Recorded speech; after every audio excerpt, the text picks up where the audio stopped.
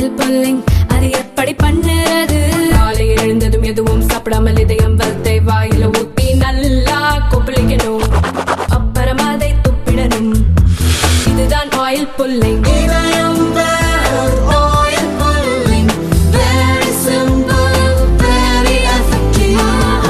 தமிழகத்தில் சில பெண் போலீசார் உயர் அதிகாரிகளின் முகாம் அலுவலகங்களில் பணியாற்றும் போது பாலியல் துன்புறுத்தலுக்கு உள்ளானதாக புகார் அளித்துள்ளனர். இதனைத் தொடர்ந்து இதுபோன்ற பணியில் அவர்களை ஈடுபடுத்தக்கூடாது என மாநில சட்டம் ஒழுங்கு கூடுதல் டிஜிபி டேவிட்சன் தேவாசீர்வாதம் கடும் உத்தரவு பிறப்பித்துள்ளார். அனைத்து மண்டல ஐஜிக்கள் மற்றும் போலீஸ் கமிஷனர்களுக்கும் அனுப்பப்பட்ட சுற்றறிக்கையில் பெண் போலீசாரை முகாம் அலுவலகங்களில் நிர்வாக பணியில் ஈடுபடுத்தாமல் அவர்களை காவல் நிலையங்கள், சிறப்பு பிரிவுகள் மற்றும் களப்பணிகளில் மட்டுமே பயன்படுத்த வேண்டும் என தெரிவித்துள்ளார். மேலும் பெண் போலீசாரின் சேவையை குற்றவியல் விசாரணைகளில் பயன்படுத்துவது முக்கியம்.